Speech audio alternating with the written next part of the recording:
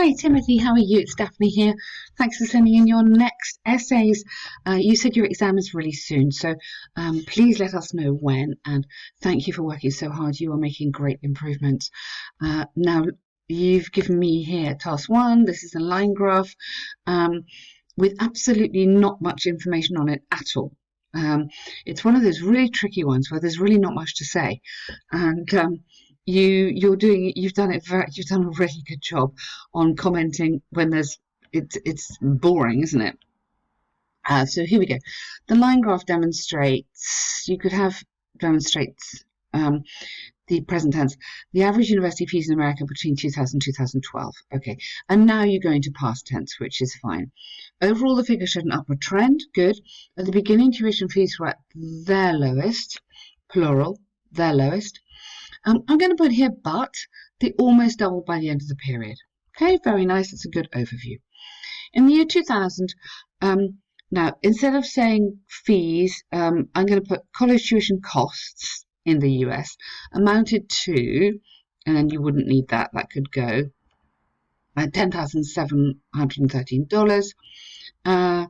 Yes, yeah, it's kind of per student, isn't it? Yeah.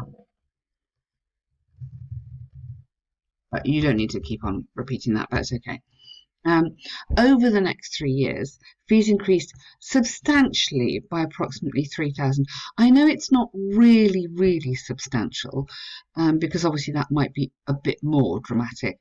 But what I'm trying to do is put in some of these adverbs here of movement, which is what you need in this kind of exam. And so, especially because there's not much to talk about, this will help you.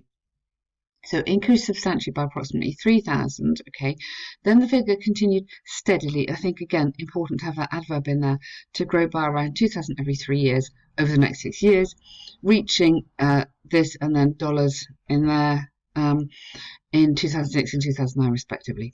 Finally, the average cost of university reached its peak, good, at just under, not with, just under 20,000 in 2012, which was almost twice as much as the beginning of the period. Good. Okay, well done. And then you've got your last little comment here. It's notable that college fees experienced a significant rise over 12 years, about this much every 3 years. Good. Okay, so you've got your significant, substantially, steadily. You've tried to vary your vocabulary. You've given me the key information. Honestly, I think you've done that very well. Really good. There's nothing dramatic to say, but you've commented nicely on it. So really good stuff there. Well done.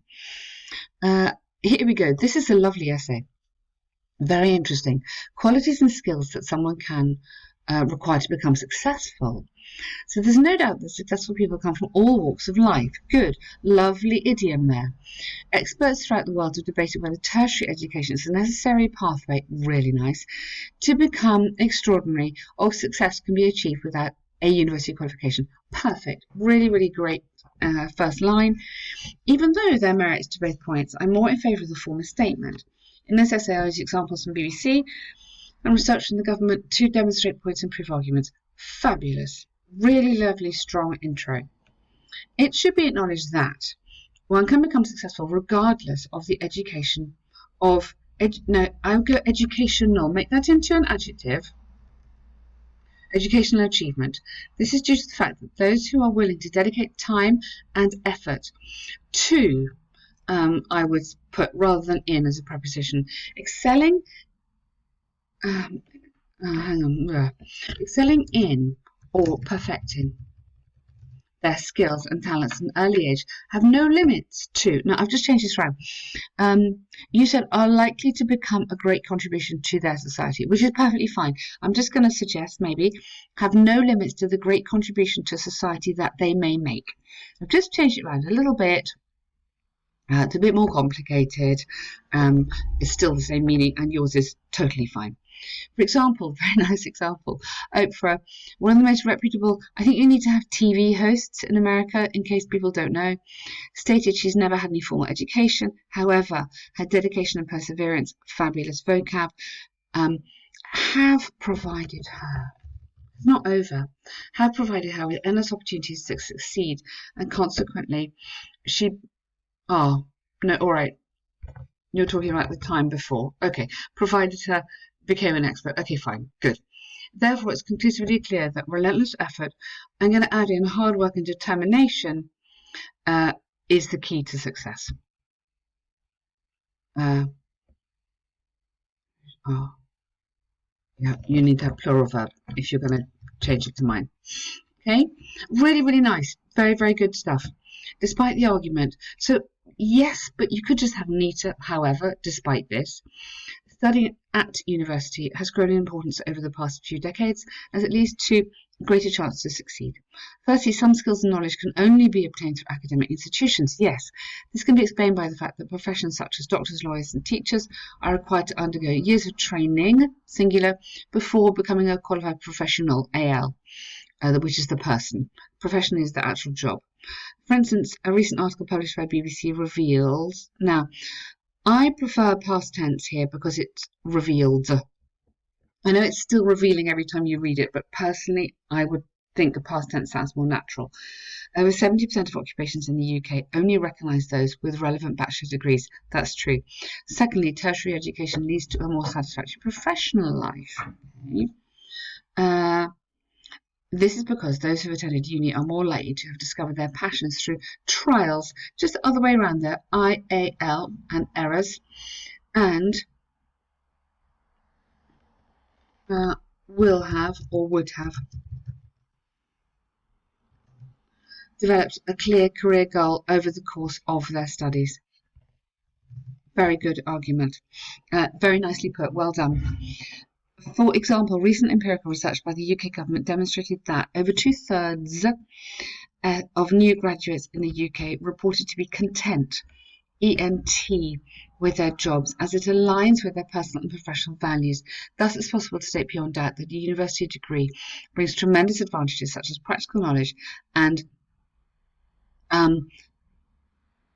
now, yes, you can't have practical knowledge, which is the noun, and leading to, which is a verb. It doesn't really work in the same sentence.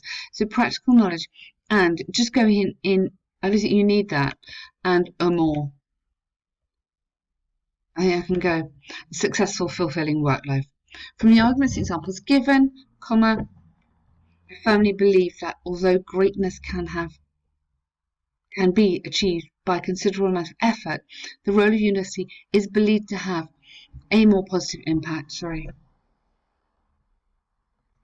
Positive impact instead of more impactful. More impactful is a bit strange, as it equips you with the knowledge and skills, leading to. I don't think you need leading to. I put for instead. Just keep it a bit cleaner because you don't need so many words now.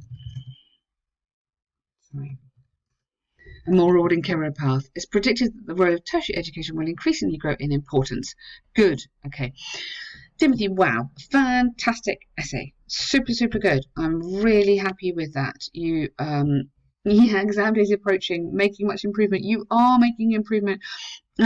Any weaknesses? Okay, just check carefully. When you finish, just check it carefully. So we're picking up little prepositions, just up further up here. A few little prepositions, a few little tiny spelling things, content. I think if you probably read that through, you would know that. Professional, training is singular. I'm not picking up much, but I think you've argued that really, really well. What I've tried to add is the odd, here I've just changed the tense because that just reads better. I've tried to add maybe a few more words sometimes, but you've done a great job. Well done, and thank you.